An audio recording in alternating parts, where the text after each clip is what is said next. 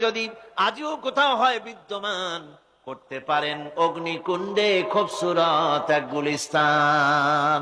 এখনো যদি ইব্রাহিমের ঈমান যদি কারো মধ্যে জাগ্রত হয় আর তাকে যদি আগুনে ভালানো হয়, সে আল্লাহ আজও আছেন না নাই?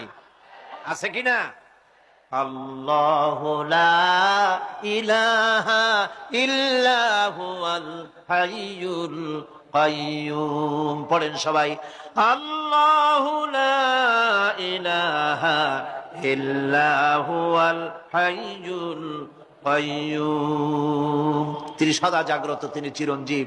সুতরাং মহান শক্তিধর আল্লাহ পাক, তার হচ্ছে সব গোলাম। তুমি গোলাম হইয়া আর এক গোলামের কাছে হাত পাতো, সে তোমারে কিচ্ছু দিতে পারবে না। আমি দৃষ্টান্ত দিতে গিয়ে বলি, একজন ভিক্ষুক সে যদি আর একজন ভিক্ষুকের কাছে গিয়ে বলে, ভাই আমারে 10টা টাকা দাও, সে 10 টাকা পাবে কই? সারাদিন খয়রাত করিয়া পাইছে মোটে 5 টাকা। তোমারে তো 10 টাকা দিতে পারবে না। ও ভিক্ষুক, তুমিও ভিক্ষুক। সুতরাং গোটা বিশ্ববাসী হচ্ছে আল্লাহ পাকের কাছে ভিক্ষুক। সবগুলি কি ভিক্ষুক? প্রধানমন্ত্রী হোক, প্রেসিডেন্ট হোক, প্রধান সেনাপতি হোক, আল্লাহ পাকের দরবারে এগুলি কিচ্ছুই না, গোলাম। এগুলি সব কি? গোলাম আর গোলাম। সুতরাং মাথা নত করা যাবে না কারো সামনে। এই প্রকৃতি, এই নেচার শেখাচ্ছে একজন আছেন, সেটাকে বুঝতে হবে। বোঝার জন্য আল্লাহ কি দিয়েছেন? কি বোঝার জন্য আল্লাহ পাক মানুষকে ব্রেন দিয়েছেন, বিবেক দিয়েছেন। শোনার জন্য কান দিয়েছে, দেখার জন্য চোখ দিয়েছে।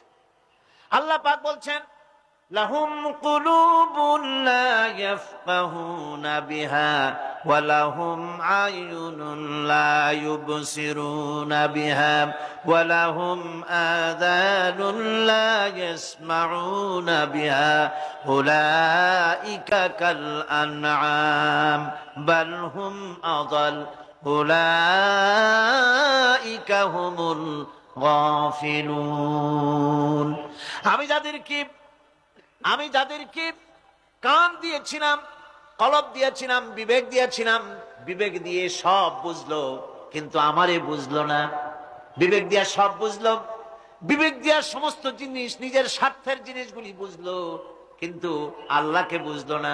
কান দিয়েছিলাম শোনার জন্য, গান শুনলো, বাজে কথা শুনলো, সব শুনলো, কিন্তু হকের দাওয়াত তার কানের মধ্যে ঢুকলো না। হক বুঝলো না, হক শুনলো না, হক দেখলো না, সত্যকে চিনতে পারলো না। আল্লাহ পাক বলেন, উলাইকা কাল আনআম, এরা হলো চতুষ্পদ